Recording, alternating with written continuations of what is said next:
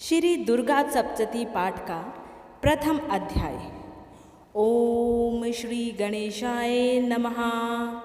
ओम दुम दुर्गाय नमः। या देवी सर्वभूतेषु शक्तिरूपेण संस्थिता नमस्तस्यै नमस्तस्यै नमस्तस्यै नमो नमः। भगवान श्री विष्णु जी के सो जाने पर मधु और कैटभ को मारने के लिए कमल जन्मा ब्रह्मा जी ने जिनका सत्वन किया था, उन महाकाली देवी का मैं ध्यान करती हूँ। वे अपने 10 हाथों में खड्ग, चक्र, गदा, बाण, धनुष, परिग, शूल, भुषुंडी, मस्तक और शंख धारण करती है। उनके 3 नेत्र हैं। वे समस्त अंगों में दिव्य आभूषणों से विभूषित है। उनके शरीर की कांति नीलमणि के समान है तथा वे 10 मुख और 10 पैरों से युक्त हैं। मार्कंडेय ऋषि जी बोले, सूर्य के पुत्र सावर्णी जो 8वें मनु कहे जाते हैं, उनकी उत्पत्ति की कथा विस्तार पूर्वक कहता हूँ, सुनो। सूर्य कुमार महाभाग स्वर्णी भगवती महामाया के अनुग्रह से जिस प्रकार मनवंतर के स्वामी हुए, वही प्रसंग सुनाता हूँ। पूर्व काल की बात है। सुरथ नाम के एक राजा थे जो चैत्र वंश में उत्पन्न हुए थे। उनका समस्त भूमंडल पर अधिकार था। वे प्रजा का अपने पुत्रों के भांति ही धर्म पूर्वक पालन करते थे। फिर भी उस समय कोला विध्वंसी नाम के क्षत्रिय उनके शत्रु हो गए। राजा सूर्थ की दंड नीति बड़ी ही प्रबल थी। उनका शत्रुओं के साथ संग्राम हुआ। यद्यपि कोला विध्वंसी संख्या में कम थे, तो भी राजा सूर्थ युद्ध में उनसे परास्त हो गए। तब वे युद्ध भूमि से अपने नगर को लौट आए और केवल अपने देश के राजा होकर रहने लगे। समूची पृथ्वी से अब उनका अधिकार जाता रहा, किंतु वहाँ भी उन प्रबल शत्रुओं ने महाभाग राजा सूर्थ पर आक्रमण कर दिया। राजा का बल क्षीण हो चला था। इसीलिए उनके दुष्ट, बलवान एवं दुरात्मा मंत्रियों ने वहाँ उनकी राजधानी में भी राजकीय सेना और खजाने को वहाँ से हथिया लिया। सूर्थ का प्रभुत्व नष्ट हो चुका था।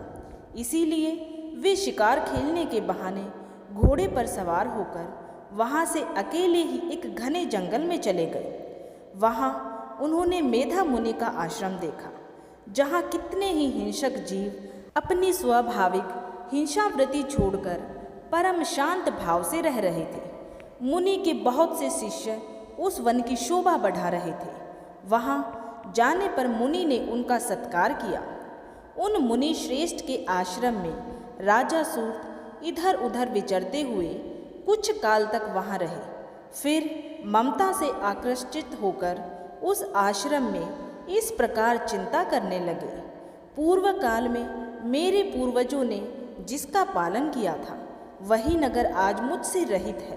पता नहीं मेरे दुराचारी मंत्रीकरण उसकी धर्म पूर्वक रक्षा करते हैं या नहीं। जो सदा मद की वर्षा करने वाला और शूरवीर था, वह मेरा प्रधान हाथी अब शत्रुओं के अधीन होकर न जाने किन भोगों को भोगता होगा। जो लोग मेरी कृपा, धन और भोजन पाने से सदा मेरे पीछे पीछे चलते थे, वे निश्चय ही अब दूसरे राजाओं को अनुसरण करते होंगे। उन अपव्ययी लोगों के द्वारा खर्च होते रहने के कारण अत्यंत कष्ट से जमा किया हुआ मेरा वो खजाना भी खाली हो जाएगा। ये तथा और भी कई बातें राजा सूर्थ निरंतर सोचते रहते थे। एक दिन उन्होंने वहाँ मेधा मुनि के आश्रम के निकट एक वैश्य को देखा और उससे पूछा, भाई तुम कौन हो? यहाँ तुम्हारे आने का क्या ही कारण है? तुम क्यों शोकग्रस्त और अनमने से दिखाई देते हो? राजा सूर्थ का ये प्रेम पूर्वक कहा हुआ वचन सुनकर वैश्य ने विनीत भाव से उन्हें प्रणाम करके कहा, राजन, मैं धनियों के कुल में उत्पन्न एक वैश्य हूँ। मेरा नाम समाधि है। मेरे दुष्ट स्त्री और पुत्रों ने धन के लोभ से मुझे घर से बाहर निकाल दिया है। मैं इस समय धन, स्त्री और पुत्र से वंचित हूँ। मेरे विश्वसनीय बंधु ने मेरा ही धन लेकर मुझे दूर कर दिया है। इसीलिए दुखी होकर मैं वन में चला आया हूँ। यहाँ रहकर मैं इस बात को नहीं जानता कि मेरे पुत्रों का, स्त्री का और स्वजनों का कुशल है या नहीं, अर्थात इस समय घर में वे कुशल से रहते हैं अथवा उन्हें कोई कष्ट है। वे मेरे पुत्र कैसे हैं? क्या वे सदाचारी हैं अथवा दुराचारी हो गए हैं? राजा ने पूछा। जिन लोभी स्त्री, पुत्र आदि ने धन के कारण तुम्हें घर से निकाल दिया है, उनके प्रति तुम्हारे चित्त में इतना स्नेह क्यों है? वैश्य बोला, आप मेरे विषय में जो बात कहते हैं वो सब ठीक है, अर्थात जिन लोभी रिश्तेदारों ने वैश्य को धन के लोभ में घर से निकाल दिया, उनके प्रति मन में स्नेह के विचार क्यों आ रहे हैं? किंतु क्या ही करूं, मेरा मन निष्ठुरता नहीं धारण करता। जिन्होंने धन के लोभ में पड़कर पिता के प्रति स्नेह, पति के प्रति प्रेम तथा आत्मीय जन के प्रति अनुराग को तिलांजलि दे मुझे घर से निकाल दिया है, उन्हीं के प्रति मेरे हृदय में इतना स्नेह है। महामते, गुणहीन बंधुओं के प्रति भी जो मेरा चित्त इस प्रकार प्रेम मगन हो रहा है, ये क्या है? इस बात को मैं जानकर भी नहीं जान पाता। उनके लिए मैं लंबी सांसें ले रहा हूँ और मेरा हृदय अत्यंत दुखित हो रहा है। उन लोगों में प्रेम का सर्वथा अभाव है, तो भी उनके प्रति जो मेरा मन निष्ठुर नहीं हो पाता, इसके लिए क्या करूं? ऋषि मार्कंडेय जी कहते हैं, तदंतर राजाओं में श्रेष्ठ सूर्त और वह समाधि नामक वैश्य दोनों ही साथ साथ मेधा मुनि की सेवा में उपस्थित हुए और उन्हें प्रणाम करके उनके सामने बैठ गए। तत्पश्चात वैश्य और राजा ने कुछ वार्तालाप आरंभ किया। राजा ने कहा, भगवान, मैं आपसे एक बात पूछना चाहता हूँ, उसे बताइए। मेरा चित्त अपने अधीन न होने के कारण वो बात मेरे मन को बहुत दुख देती है। हे मुनि श्रेष्ठ, जो राज्य मेरे हाथ से चला गया है, उसमें और उसके संपूर्ण अंगों में मेरी ममता बनी हुई है, ये जानते हुए भी कि वो अब मेरा नहीं है। अज्ञानी की भांति मुझे उसके लिए दुख होता है। ये क्या है? इधर ये वैश्य भी घर से अपमानित होकर आया है, इसके पुत्र, स्त्री और भृत्यों ने इसको छोड़ दिया है, स्वजनों ने भी इसका परित्याग कर दिया है, तो भी इसके हृदय में उनके प्रति अत्यंत ही स्नेह है। इस प्रकार ये तथा मैं दोनों ही बहुत दुखी हैं, जिसमें प्रत्यक्ष दोष देखा गया है।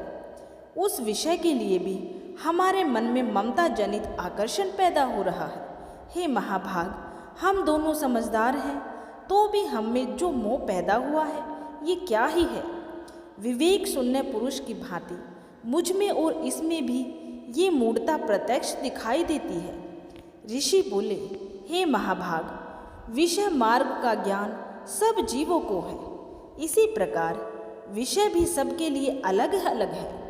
कुछ प्राणी दिन में नहीं देखते और दूसरे रात में ही नहीं देखते, तथा कुछ जीव ऐसे हैं जो दिन और रात्रि में भी बराबर ही देखते हैं।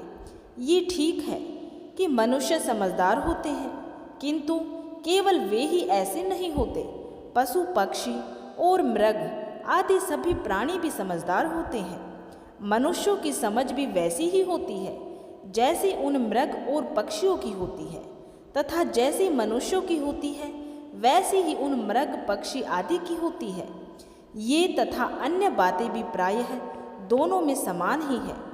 समझ होने पर भी इन पक्षियों को तो देखो, ये स्वयं भूख से पीड़ित होते हुए भी मोहवश बच्चों की चोंच में कितने चाव से अन्न के दाने डाल रहे हैं। हे नरश्रेष्ठ, क्या तुम नहीं देखते कि ये मनुष्य समझदार होते हुए भी लोभवश अपने किए हुए उपकार का बदला पाने के लिए पुत्रों की अभिलाषा करते हैं? यद्यपि उन सब में समझ की कमी नहीं है, तथापि वे संसार की स्थिति अर्थात जन्म मरण की परंपरा बनाए रखने वाली भगवती महामाया के प्रभाव द्वारा ममता में भंवर से युक्त मोह के गहरे गर्त में गिराए जाते हैं। इसीलिए इसमें आश्चर्य नहीं करना चाहिए। जगदीश्वर भगवान विष्णु की योग निद्रा रूपा जो भगवती महामाया है, उन्हीं से ये जगत मोहित हो रहा है। वे भगवती महामाया देवी ज्ञानियों के भी चित्त को बलपूर्वक खींचकर मोह में डाल देती है। वे ही इस संपूर्ण चराचर जगत की सृष्टि करती हैं तथा वे ही प्रसन्न होने पर मनुष्यों को मुक्ति के लिए वरदान देती हैं।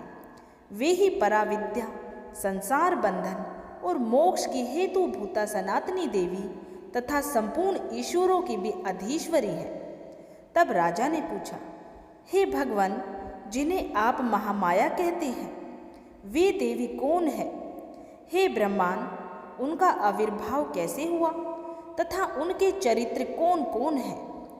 ब्रह्मवेताओं में श्रेष्ठ महर्षि उन देवी का जैसा प्रभाव हो, जैसा स्वरूप हो और जिस प्रकार प्रादुर्भाव हुआ हो, वो सब मैं आपके मुख से सुनना चाहता हूँ। ऋषि बोले, राजन, वास्तव में तो वे देवी नित्य स्वरूपा ही हैं। संपूर्ण जगत उन्हीं का स्वरूप है तथा उन्होंने समस्त विश्व को व्याप्त कर रखा है। तथापि उनका प्राकाट्य अनेक प्रकार से होता है। वह मुझसे सुनो। यद्यपि वे नित्य और अजन्मा है, तथापि जब देवताओं को कार्य सिद्ध करने के लिए प्रकट होती हैं, उस समय लोक में उत्पन्न हुई कहलाती है। प्रलय के अंत में संपूर्ण जगत जल में डूबा हुआ था। सबके प्रभु भगवान श्री हरिनारायण शेषनाग की सैया बिछाकर योग निद्रा का आश्रय ले शयन कर रहे थे। उस समय उनके कानों की मैल से दो भयंकर असुर उत्पन्न हुए, जो मधु और कैटभ के नाम से विख्यात थे। वे दोनों ब्रह्मा जी का वध करने को तैयार हो गए। प्रजापति ब्रह्मा जी ने जब उन दोनों भयानक असुरों को अपने पास आया और भगवान को सोया हुआ देखा, तो सोचा कि मुझे कौन ही बचाएगा। एकाग्रचित होकर ब्रह्मा जी भगवान विष्णु को जगाने के लिए उनके नेत्रों में निवास करने वाली योग निद्रा की स्तुति करने लगे, जो विष्णु भगवान को सुला रही थी, जो इस विश्व की अधीश्वरी, जगत को धारण करने वाली, संसार का पालन और संहार करने वाली तथा तेज स्वरूप भगवान विष्णु की अनुपम शक्ति है। उन्हीं भगवती निद्रा देवी की ब्रह्मा जी स्तुति करने लगे। ब्रह्मा जी ने कहा, हे देवी, तुम ही स्वाहा, तुम ही स्वधा और तुम ही वष्टकार हो। स्वर भी तुम्हारे ही स्वरूप है। तुम ही जीवन दायिनी सुधा हो। नित्य अक्षर प्रणव में अकार, उकार, मकार, इन तीन मात्राओं के रूप में तुम ही स्थित हो तथा इन तीन मात्राओं के अतिरिक्त जो बिंदु रूपा नित्य अर्ध मात्रा है, जिसका विशेष रूप से उच्चारण नहीं किया जा सकता, वो भी तुम ही हो। हे देवी, तुम ही संध्या, सावित्री तथा परम जननी हो। हे देवी, तुम ही इस विश्व ब्रह्मांड को धारण करती हो। तुमसे ही इस जगत की सृष्टि होती है। तुम ही से इसका पालन होता है और सदा तुम ही कल्प के अंत में सबको अपना ग्रास बना लेती हो। जगन जन्मयी देवी, इस जगत की उत्पत्ति के समय तुम सृष्टि रूपा हो, पालन काल में स्थिति रूपा हो तथा कल्पांत के समय संहार रूप धारण करने वाली हो। तुम ही महाविद्या, महामाया, महामेधा, महास्मृति, महामोह रूपा, महादेवी और महासुरी हो। तुम ही तीनों गुणों को उत्पन्न करने वाली सबकी प्रकृति हो। भयंकर काल रात्रि, महारात्रि और मोह रात्रि भी तुम ही हो। तुम ही श्री, तुम ही ईश्वरी, तुम ही हीम और तुम ही बोध स्वरूपा बुद्धि हो। लज्जा, पुष्टि, तुष्टि, शांति और क्षमा भी तुम ही हो। तुम खड्ग धारणी, शूल धारणी, घोर रूपा तथा गदा, चक्र, शंख और धनुष धारण करने वाली हो। बाण, भुषुंडी और परीघ, ये भी तुम्हारे ही अस्त्र हैं। तुम सौम्य और सौम्यतर हो। सौम्य अर्थात विनम्रता, शीतलता, सुशीलता, कोमलता, इतना ही नहीं, जितने भी सौम्य एवं सुंदर पदार्थ हैं, उन सब की अपेक्षा तुम अत्यधिक सुंदरी हो। पर और अपर सबसे परे रहने वाली परमेश्वरी तुम ही हो। सर्वस्वरूपे देवी, कहीं भी सत असत रूप जो कुछ वस्तुएं हैं और उन सब की जो शक्ति है वो तुम ही हो। ऐसी अवस्था में तुम्हारी स्तुति क्या हो सकती है? जो इस जगत की सृष्टि, पालन और संहार करते हैं, उन भगवान को भी जब तुमने निद्रा के अधीन कर दिया है, तो तुम्हारी स्तुति करने में यहाँ कौन समर्थ हो सकता है? मुझको, भगवान शंकर को तथा भगवान विष्णु को भी तुमने ही शरीर धारण कराया है, अतः तुम्हारी स्तुति करने की शक्ति किसमें है? हे देवी, तुम तो अपने इन उदार प्रभावों से ही प्रशंसित हो। ये जो दोनों असुर मधु और कैटभ हैं, इनको मोह में डाल दो और जगदीश्वर भगवान विष्णु को शीघ्र ही जगा दो। साथ ही इनके भीतर इन दोनों असुरों को, मधु और कैटभ को मार डालने की बुद्धि उत्पन्न कर दो।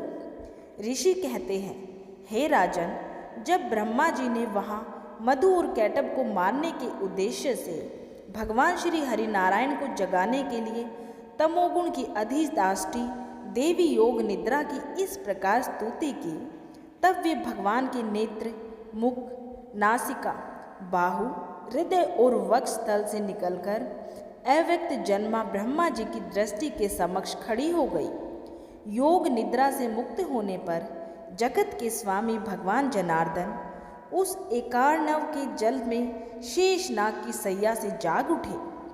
फिर उन्होंने उन दोनों असुरों को देखा।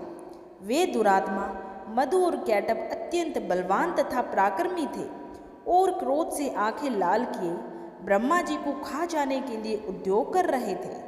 तब भगवान श्री हरि ने उठकर उन दोनों के साथ 5000 वर्षों तक केवल बाहुयुद्ध किया। वे दोनों भी अत्यंत बल के कारण उन्मत्त हो रहे थे। तब महामाया ने उन्हें मोह में डाल दिया और वे भगवान विष्णु से कहने लगे, हम तुम्हारी वीरता से संतुष्ट हैं, तुम हम लोगों से कोई वर मांगो। श्री भगवान बोले, यदि तुम दोनों मुझ पर प्रसन्न हो तो अब मेरे हाथ से मारे जाओ। बस इतना सा ही मैंने वर मांगा है, यहाँ दूसरे किसी वर से क्या ही लेना है। ऋषिराज कहते हैं, उन दैत्यों को अब अपनी भूल मालूम पड़ी। उन्होंने देखा कि सब जगह पानी ही पानी है और कहीं भी सूखा स्थान नहीं दिखाई दे रहा है। कल्प प्रलय के अंत में संपूर्ण जगत जल में डूबा हुआ था। तब कमलनयन भगवान ने कहा, जहाँ पृथ्वी जल में डूबी हुई न हो, जहाँ सूखा स्थान हो, वहीं हमारा वध करो। ऋषि कहते हैं, तब तथास्तु कहकर शंख चक्र और गदा धारण करने वाले भगवान ने उन दोनों के मस्तक अपनी जांघ पर रखकर चक्र से काट दिए। इस प्रकार से ये देवी महामाया ब्रह्मा जी की स्तुति करने पर स्वयं प्रकट हुई थी। अब पुनः तुमसे उनके प्रभाव का वर्णन करता हूँ, सो सुनो। इस प्रकार श्री मार्कंडेय पुराण में सावर्णिक मनवंतर की कथा के अंतर्गत देवी महात्म्य में मधु कैटभ नामक प्रथम अध्याय संपूर्ण हुआ। जय माता दी। इससे आगे का अध्याय आप सभी कल की वीडियो में सुनिएगा। अगर ये वीडियो आपको पसंद आई है तो वीडियो को ज़्यादा से ज़्यादा लाइक और चैनल को सब्सक्राइब जरूर करें। बोलिए माता रानी की जय।